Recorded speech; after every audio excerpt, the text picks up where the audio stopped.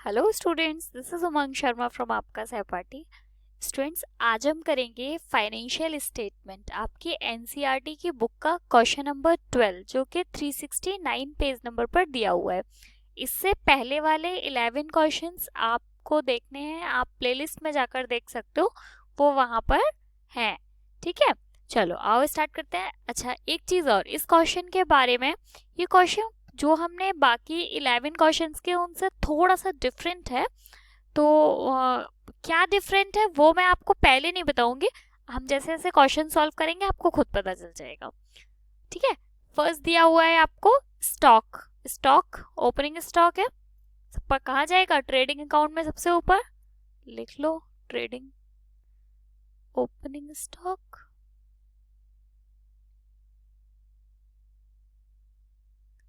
कितना? 20,000।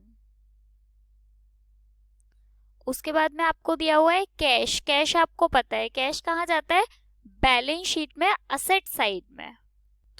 यहाँ थोड़ा नीचे की साइड लिख लेते हैं। कैश कितना दिया हुआ है? 5,000 रुपए। नीचे की साइड क्यों लिखा है? क्योंकि ये हमारी करंट एसेट है और ऊपर आती है नॉन करंट एसेट्स। उसके बाद में carriage on purchase. Carriage on purchase क्या होता है? ये भी आपके ट्रेडिंग अकाउंट में जाता है और ये हमारा डायरेक्ट एक्सपेंस होता है। तो कैरेज ऑन परचेज, मैंने थोड़ा स्पेस इसलिए छोड़ा है परचेज के लिए। कितना है? 1500। अच्छा, उससे पहले एक फिगर और रह गई बैंक वाली, कोई बात नहीं, चलो उसको अब लिख लेते हैं। बैंक, बैंक आपको पता है कहाँ जाता है? ये भी हमारी असेट होती है। बैंक कैश के नीचे लिख दीजिए। अमाउंट दिया है आपको बैंक का 10,000 रुपये। उसके बाद में नेक्स्ट है हमारे पास परचेज। टिक लगा लिया करो, से छूटते नहीं है, जो बीच में से एक आदम भूल जाते हैं। परचेज, परचेज आपको पता ही है परचेज क्या होता है? ट्रेडिंग अकाउंट में सबसे ऊपर ओपनिंग स्टॉक के नीचे आ जाती है।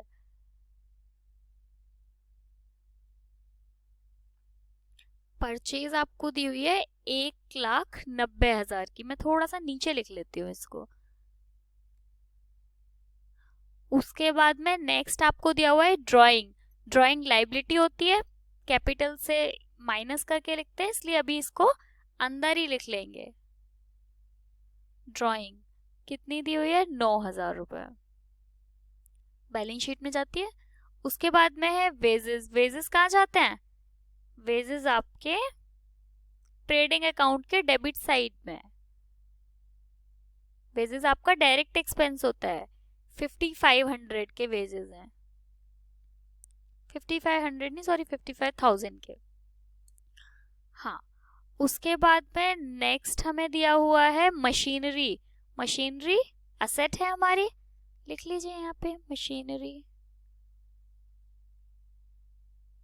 मशीनरी आपकी कैसी होती है? आपका नॉन करंट एसेट होती है, 1,00,000 की। उसके बाद में डेटर्स दिए हुए हैं। डेटर्स कहाँ जाते हैं? डेटर्स भी आपके असेट होते हैं। डेटर्स दिए आपको 27,000 के। उसके बाद में पोस्टेज। पोस्टेज क्या होते हैं? पोस्टेज आपका खर्चा होता है लेकिन इनडायरेक्ट एक्सपेंस होता है, तो ये P&L में जाएगा। पोस्टेज,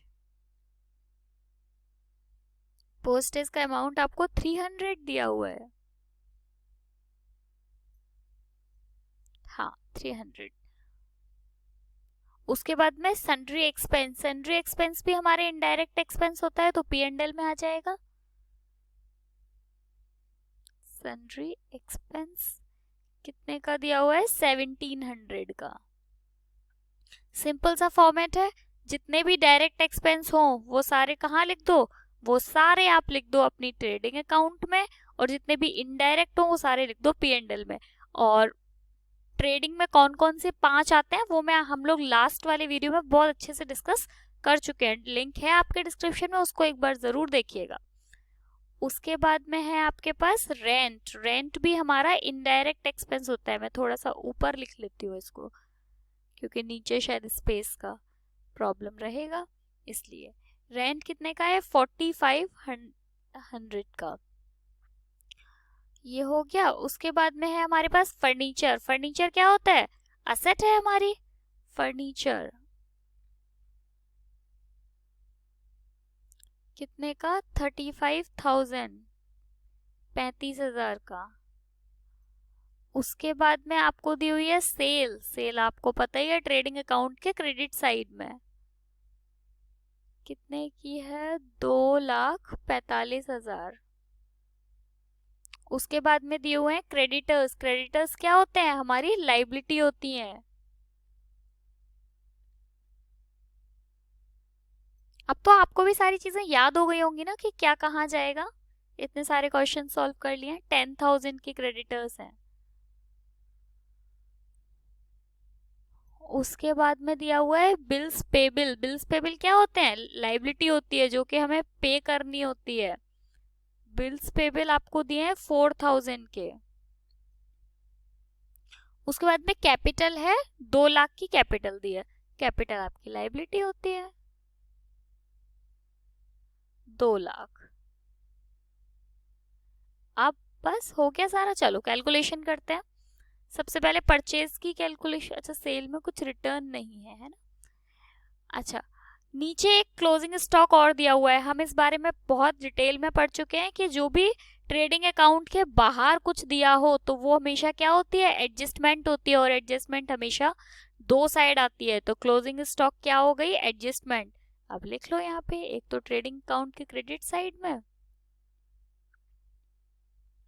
क्लोजिंग स्टॉक आपको दिया हुआ है 8,000 का, और एक कहाँ जाएगा?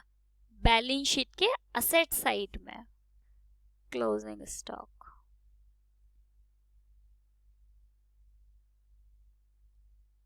2 लाख, सॉरी 8,000। ओके चलो अब टोटल करते हैं। परचेज था हमारे पास 1,90,000 का।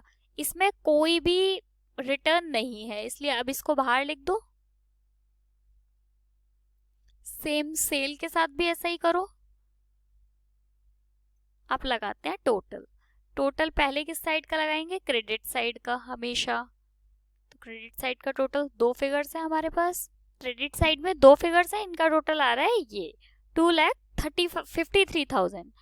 और डेबिट साइड का टोटल आ रहा है ये 2,66,500। अब जो हम बात कर रहे थे, मैंने स्टार्टिंग में बोला था ये कुछ अलग है क्वेश्चन। अलग क्या है? देखो हर बार क्या हो रहा था कि क्रेडिट साइड का टोटल ज्यादा आ रहा था और डेबिट का कम आ रहा था। क्रेडिट साइड का टोटल ज्यादा आ रहा था, इसका मतलब ये था कि हमारी इनकम ज्यादा थी और जो एक्सपेंस थे वो कम थे। लेकिन इस बार डेबिट साइड का टोटल ज्यादा आ रहा है, इसका मतलब खर्चे ज्यादा हो गए इनकम से। अगर खर्चे ज्यादा हो गए हैं तो क्या हुआ है? आपको लॉस हुआ है, नुकसान हुआ है। तो पहले तो टोटल लगा दो। इस बार टोटल डेबिट साइड का आएगा, क्रेडिट साइड का नहीं आएगा। क्यों? क्योंकि टोटल उस साइड का आता है जिस साइड का टोटल ज्यादा होता है।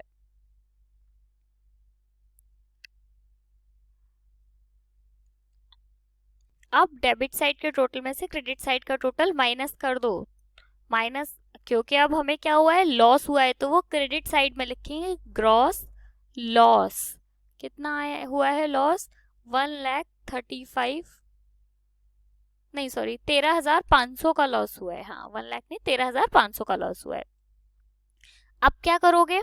अब देखो अभी तक क्या हो रहा था? जब डेबिट का जब प्रॉफिट हो रहा था तो हम उसको कहाँ शिफ्ट करते थे? क्रेडिट साइड में। अब लॉस हुआ है तो उसको कहाँ शिफ्ट करोगे? डेबिट साइड में। जस्ट ऑपोजिट, इधर का इधर जाता है, इधर का इधर जाता है। तो इधर लिख लो gross loss, sorry gross loss. कितना लॉस हुआ है? 13,500। अब देखो इसमें क्या है? आपके क्रेडिट साइड में कोई अमाउंट, कोई फिगर है ही नहीं। कोई फिगर ही नहीं है क्रेडिट साइड में। तो क्या करो? का मतलब क्या है? कोई इनकम नहीं हुई, सिर्फ खर्चे हुए। चलो तो इस साइड का टोटल लगा लेते हैं, डेबिट साइड का। इन सब का टोटल करोगे तो आएगा 20,000। तो 20,000 का पहले तो टोटल लगा लो, 20,000।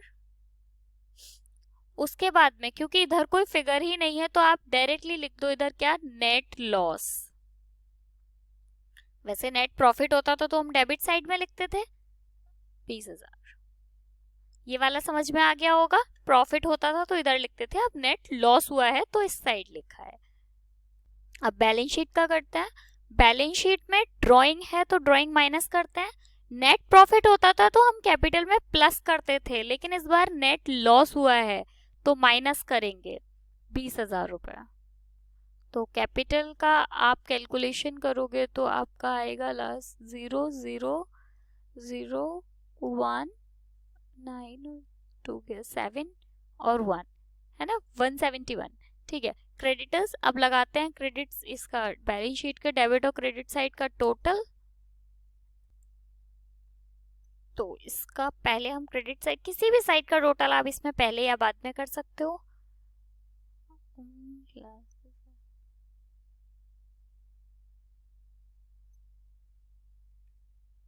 डेबिट साइड का टोटल आ रहा है 1,85,000 और क्रेडिट साइड का टोटल भी आ रहा है 1,85,000। दोनों साइड इक्वल आ रही हैं। अब एक बार हम चेक कर लेते हैं जो आपकी बुक में आंसर्स दिए हैं उनसे। क्रॉस लॉस आ रहा है 13,500, हमारा भी 13,500 आ रहा है। नेट लॉस आ रहा है 20,000, हमारा भी नेट लॉस 20,000 आ रहा है। बैलेंस शीट 1,85,000, इसमें भी 1,85,000, 1,85,000। ठीक है, ये हमने बना लिया trading account, profit and loss account और बैलेंस शीट। होप आपको समझ आया होगा। स्टिल आपको कोई भी डाउट है तो आप कमेंट करके बताओ। और एक बार लास्ट वाला वीडियो जो जिसके बारे में मैं आपसे बात कर रही थी, वो वेजेस वाला, wages and salary, salary and wages, उसका लिंक मैं आपको दूंगी। आप एक बार उस वीडियो को जरूर देखना, वो आपके बहुत काम की चीज है। ओके, चलिए ठीक है, कोई भी प्रॉब्लम हो तो आप कमेंट करके बताइए। Bye bye, thank you so much.